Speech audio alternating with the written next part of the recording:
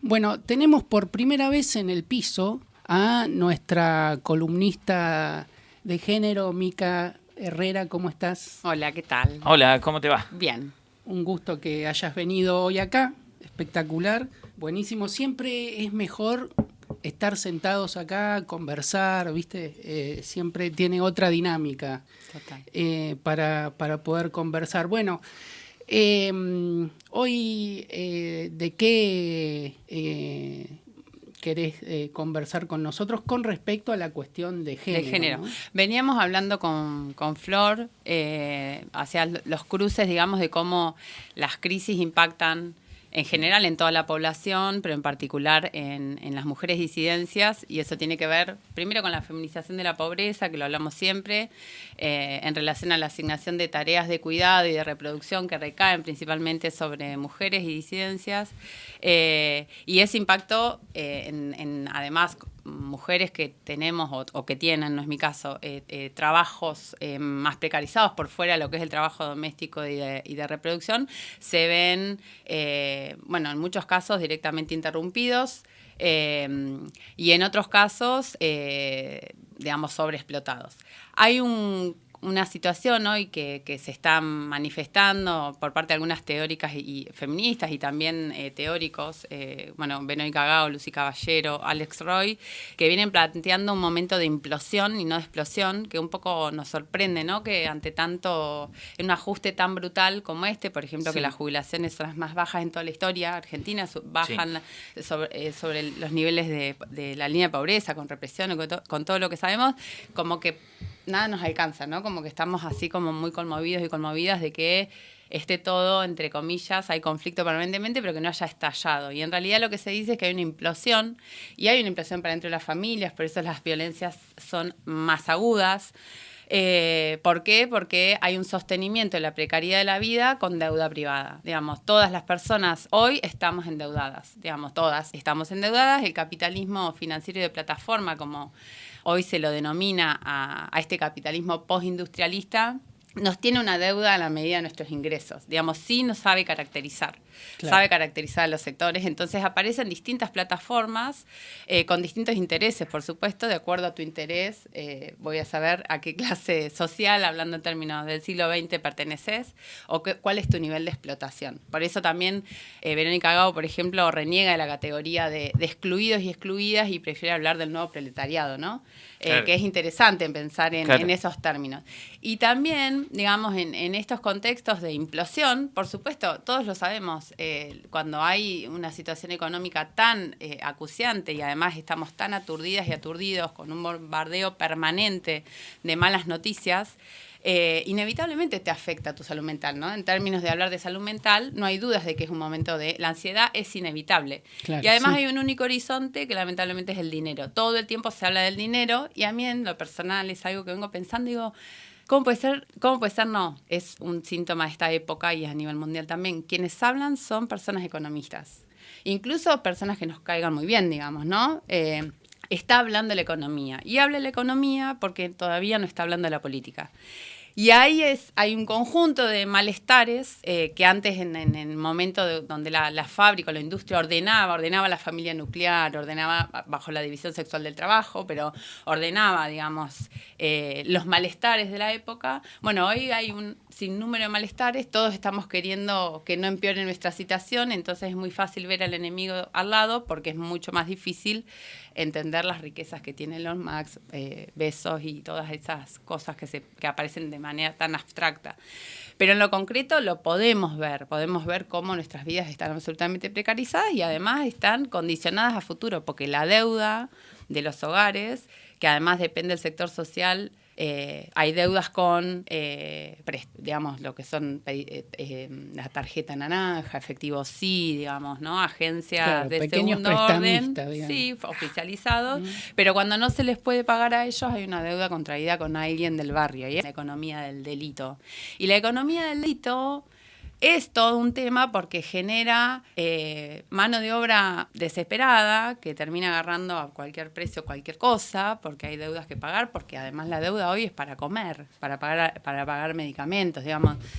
Es una cuestión muy compleja, muy grave, muy delicada, que por lo pronto está ahí, ¿no?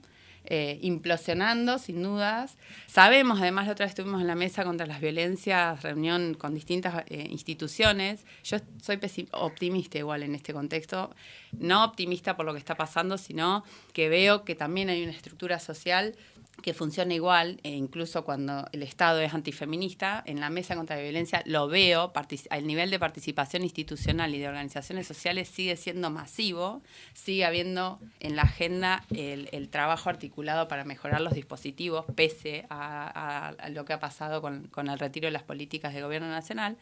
Y ahí planteaban de que se nota claramente que se agudiza la violencia, las imposibilidades de salir a alquilar, se nota también que desaparecen los programas como el Acompañar. Digamos, hay, no en términos estadísticos, un número exacto, pero sí ya se está sintiendo eso. O sea, ya se está viendo, ¿no? Que el impacto de eso. Bueno, no sé.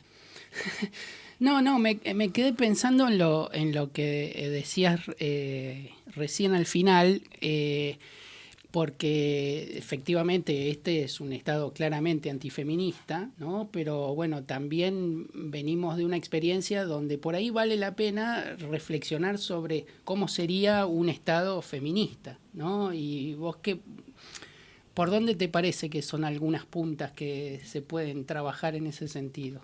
Sí, yo creo que en realidad hay algo que ha aparecido durante este último tiempo que se dice ¿dónde están las feministas? ¿No? Hay una expectativa hacia el movimiento feminista, sí, digamos, mal caracterizado, porque es un movimiento, no hay síntesis, no hay un espacio.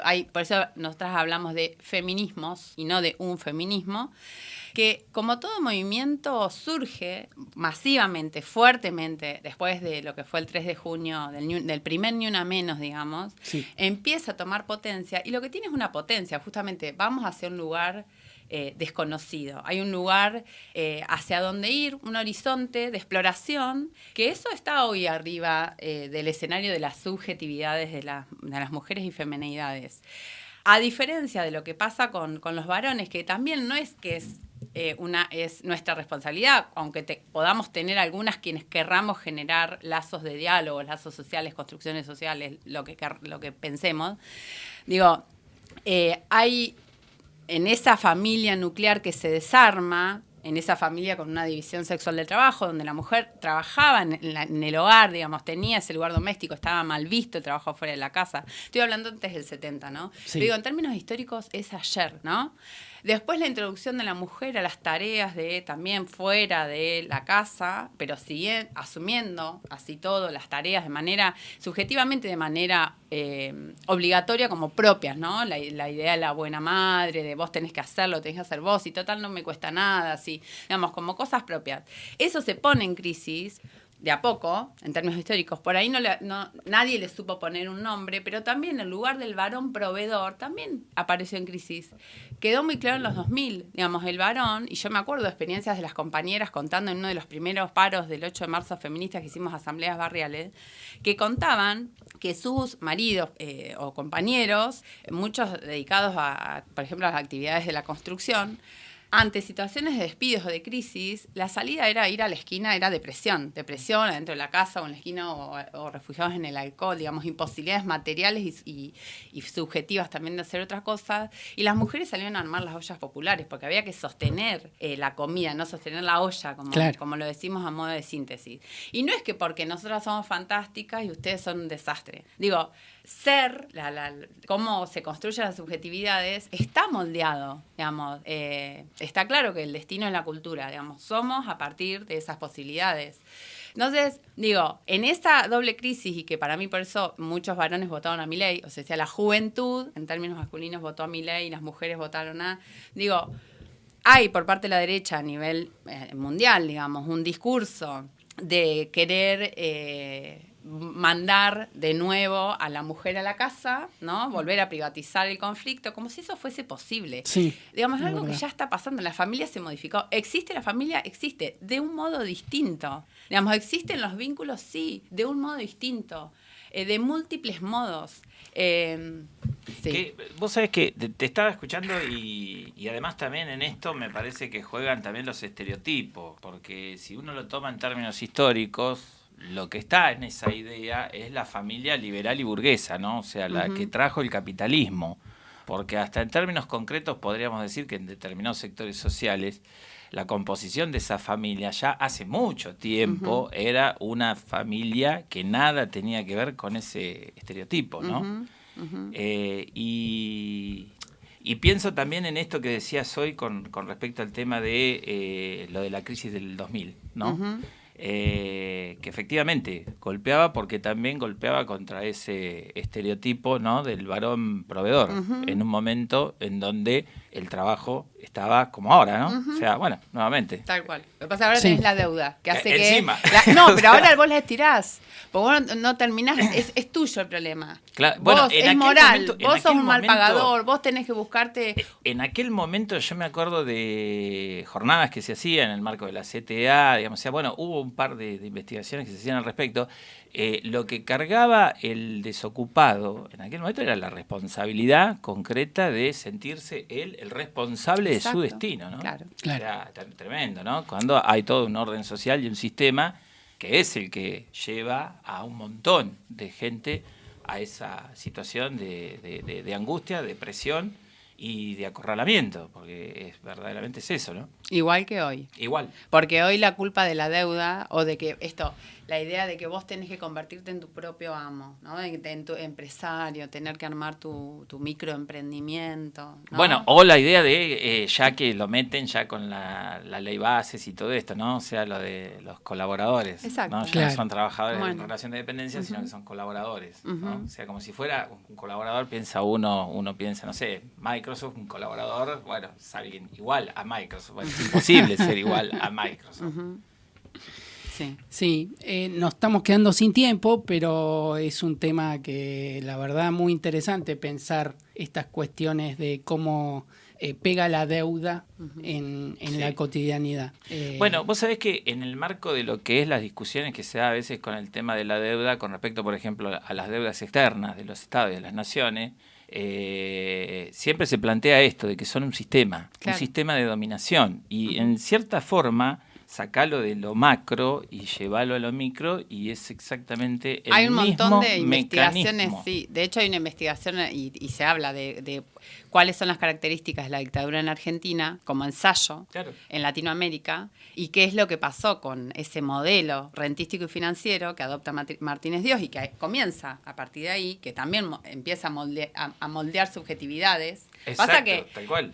vivís en el cotidiano, que es lógico, entonces no podemos analizar 40 años para atrás entendiendo que es un ratito, ¿viste? Claro, sí, sí. Sí. En esos términos, pero que hay una permeabilidad y que nos vamos construyendo. Pero el tema de la deuda es interesante porque justamente también hay que animarnos a rediscutir todo, porque el neoliberalismo no lo podemos pensar en términos económicos nada más, es un sistema. Claro. Está sí, claro con Milei, digamos, una disputa cultural, también es una disputa económica. Digamos, las deudas de los países como los nuestros, no es casualidad que estemos con las deudas que estemos, porque justamente eso lo que hace es generar la idea del ajuste, ¿no? De lo que están haciendo hoy, la austeridad y el ajuste, la típica receta de siempre, digamos. Entonces, el problema es que hoy no hay, para todas esas broncas, que por supuesto es indignaciones, todo lo que aparece con esto, no hay un proyecto político alternativo, porque encima lo que se ha creado hasta ahora son copias, ¿no? Es Claro. difícil igual, es complejo, pero digo, ¿por dónde pasa? Bueno, pero está el desafío, ¿no? Está el O sea, desafío y yo creo tal que cual. el principal desafío es que las bases puedan construir las agendas que tienen que construir las bases, digamos. Claro. Las bases, digo, cada sector tiene que poder identificar cuáles son los malestares de su sector y tiene que poder, para mí, la clave, y que lo dice además los feminismos, un encuentro que se hizo este año, que bajo el lema radicalizar la democracia. También la democracia tuvo una característica del 83 a esta parte, un modelo específico, Y ahora hay otro que para mí, así tiro tópicos, que tiene que ver con la participación. Digo, uno de los problemas, y además plataformas con las que ganó Milei, es lo virtual, ¿no? No se pone el cuerpo. Bueno, hay que poner el cuerpo, participar. Entonces, una cuestión es la gestión del conflicto, por ejemplo, ¿no? El conflicto existe, es constitutivo, bueno, ¿cómo lo vamos a resolver? En todos lados, de un barrio hasta la escuela con un problema de bullying, hasta, digamos, en lo penal se da, que es la última ratio, se dice, ¿no? La última respuesta que tiene el Estado. Bueno, hay un montón de nuevos procedimientos que habilitan la resolución del conflicto y la reparación. ¿Por qué hay reparación? Porque se reconoce que hay un daño, se reconoce que hay un conflicto, hay un acercamiento de partes. Es mucho más constructivo en términos sociales que seguir pensando en una sociedad disciplinaria, ¿no? Sí, sí. Totalmente. Entonces digo, hay un montón de cosas para pensar ahí, hilos para tirar, y para mí la clave en general no hay respuestas, no tengo respuestas ni nada, vaya a saber qué pasa, pero la clave es animarnos hay que pensarlo todo de nuevo. Porque también si no es como que nos quedamos, no, porque esto no sé qué, terminamos repitiendo ideas de que, no, esto no se puede. ¿Por qué no se puede esto? Volvamos a discutirlo. Totalmente. Totalmente.